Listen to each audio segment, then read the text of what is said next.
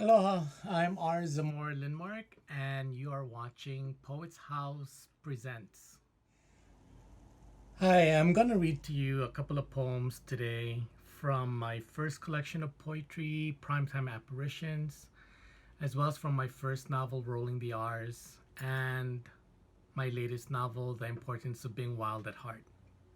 The first three poems I'm going to read to you are from my first collection of poetry, Primetime Apparitions. All my poetry collections are published by Hanging Loose Press. This one I wrote a few days after 9/11, and it's called On Days That Break Us. On days that break us, when we have no one to hold or no one to hold us, except for a handful of words we are still getting used to. The doors slamming on us whenever we talk back, or stories coming back we find hard to believe or don't have words for. On days like today, when we have no words to give us our daily breath or Sunday bread to break, my dear friends, I find you on the pages of my prayers, slightly short of miracles these past few months, I'm afraid. A traffic jam at the most, or, if I'm lucky, a seeing eye dog, reminding me of small miracles that, with smaller miracles, have brought me this far, thus far, when the most important things I say are the first broken sounds I make. The second poem is called Caliban's Epilogue, Caliban from The Tempest, Shakespeare's The Tempest. I, after rereading it, I noticed that he gave the most beautiful lines, beautiful words, most poetic to Caliban. He gave everyone an epilogue, however, except for him. And so I decided to write one and write it in Pidgin or Hawaii Creole English, which is the local vernacular here in Hawaii. Caliban's Epilogue. It's true. He no could believe. First time he saw me, I not in his books, that's why. He had to make me up. Clay lump, hag seed, any kind names for give me form. When he patient, I his tortoise. When he not, I his sloth. To others, I either one fish or spotted dog. In short, not human. 12 years ago, he gave me language for separate the moon from the sun, daughters from dukes, music from beasts. 12 years ago, he gave me home, his cave, my bed. Fast, I learned about power. Fast, I learned desire, punishment. I never had choice. His daughter slept in the cave too.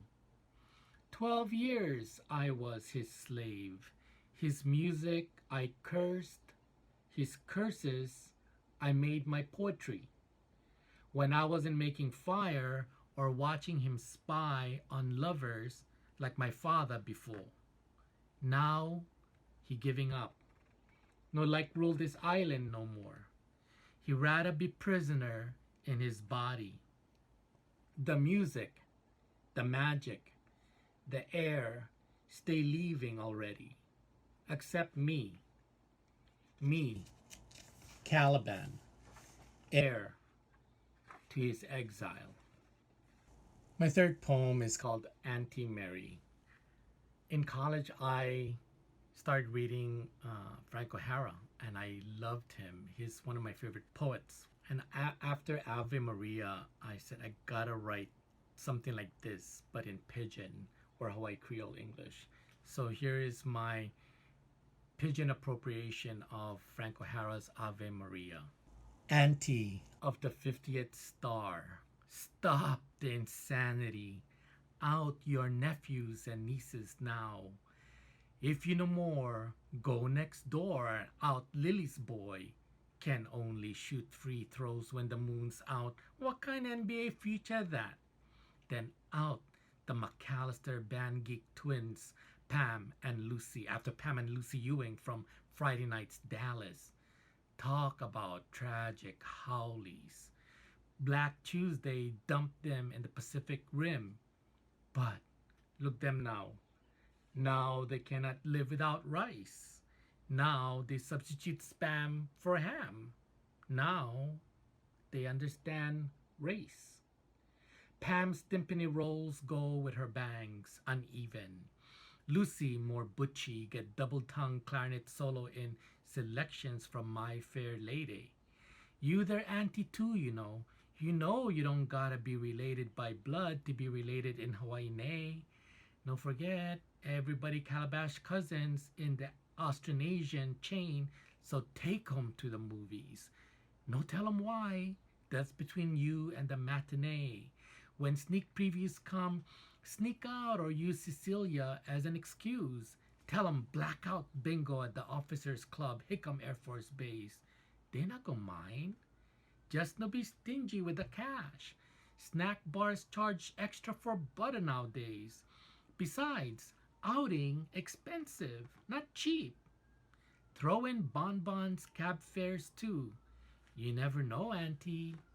You might chain smoke your way to Vegas. You might find yourself double parked in front the marquee sooner than a blink, killing minutes with a nail filer, imagining their imagination getting used to the dark, blooming like flowers in a room of ice. No doubt they're thinking about you, wondering, how you know, auntie? How you know? What you gonna tell 'em? All new movies are old movies? Double features are air-conditioned reruns? But say the hands lose tenderness. Say the legs voluntarily part too late, or the heart runs out of fear, or the brain loses its rush, and then what? Oh, auntie, they gonna hate you with a 24K. Scramble you death threats for breakfast. Steal your inch-thick Hawaiian bracelets. They gon' pawn 'em at Peter Pan. They gon' blame their future on you. Made for TV molesters they gon' be. Overachieving bowlers. Suicide by water lyricists. Or it could all end like this. Popsicle pathos for aliens with El Greco middle fingers or red vine flavored yawns. But how they gonna beg, auntie? Beg you for the next matinee? When, auntie? When? Now I'm gonna read a poem from my first young adult novel, which came out last year, called The Importance of Being Wilde at Heart. Wilde spelled with an E because it's also about Oscar Wilde. But anyway, this is a book about love of different kinds. There's love between friends, love between two 17-year-old boys, and love between a son for his mother. There's the silence that drops from nowhere, and the silence that stabs like a shiny switchblade. There's the silence that comes right at takeoff, and the kind that echoes long after a crash landing. There's the silence that craves for attention, and the kind that aches to be left alone. Silence like the red velvet curtain of an old theater full of history, thick and musty. Silence confident as a period, breathless as a comma, endless as ellipses. There's a silence lovers leave behind like a suitcase on a platform after the last train.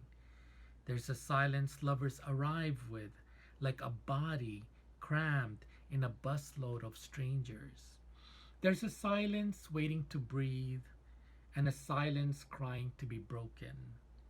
There's a silence rare and breathtaking as the time I caught her in her room, dancing with no music to guide her, just a song playing loudly in her head, leading her to another place, another her.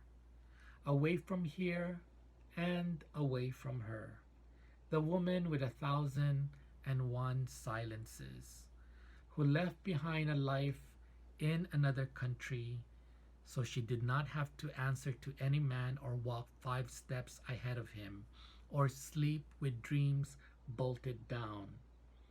This woman who made me see silence in words and taught me how to shatter it whenever something was worth hearing.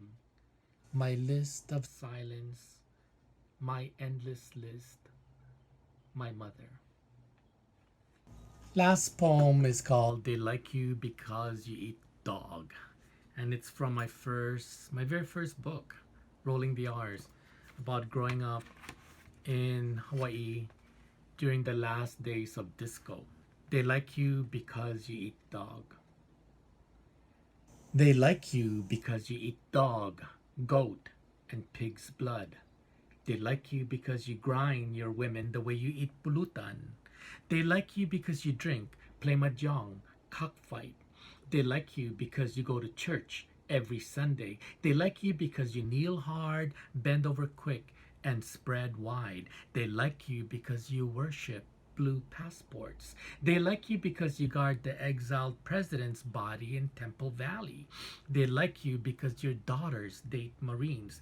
They like you because you machine gun your own kind.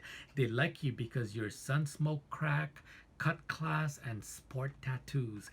They like you because you wear rainbow colored clothes, toupees, and can boogie. They like you because you are third world hip. They like you because you have olive skin and yellow teeth. They like you because you say you're Spanish or Chinese. They like you because you have big tits and a tight ass. They like you because you're the butt of everyone's joke. They like you because you have a cock the size of a Vicks inhaler. They like you because your favorite fruit is banana. They like you because you sell homegrown utong, kalamungay, and eggplants at the open market on Saturdays. They like you because you're a potato queen. They like you because you're one hell of a gardener. They like you because you work 3 full-time jobs, scouring pots and pans, scraping greasy floors, and scrubbing toilet bowls. They like you because you're a walking cholera, hepatitis, and TB. They like you because you're too proud to collect welfare. They like you because you are minimum wage. They like you because you have maids back home. They like you because you're a doctor there and a nurse's aide here. They like you because you have a college degree they say is only the equivalent of a 9th grade American education. They like you because you can't fill out an application form. They like you because you speak broken English and always say yes. They like you because you keep it all to yourself. They like you because you take it in all the way down. They like you because you ask for it, adore it. They like you because you're a copycat, want to be just like them. They like you because give it a few more years, you'll be just like them. And when that time comes, will they like you more? That's it. Anyway, thank you so much. And thank you to Poet's House. And Poet's House is refuge. If you've enjoyed these programs, please consider giving a contribution to Poets House. For more than 30 years, they've kept the door wide open to everyone for the joy of poetry. Recently, they have temporarily had to shut the door and are reeling from the financial implications. Please give, even a small donation if you can. Thank you.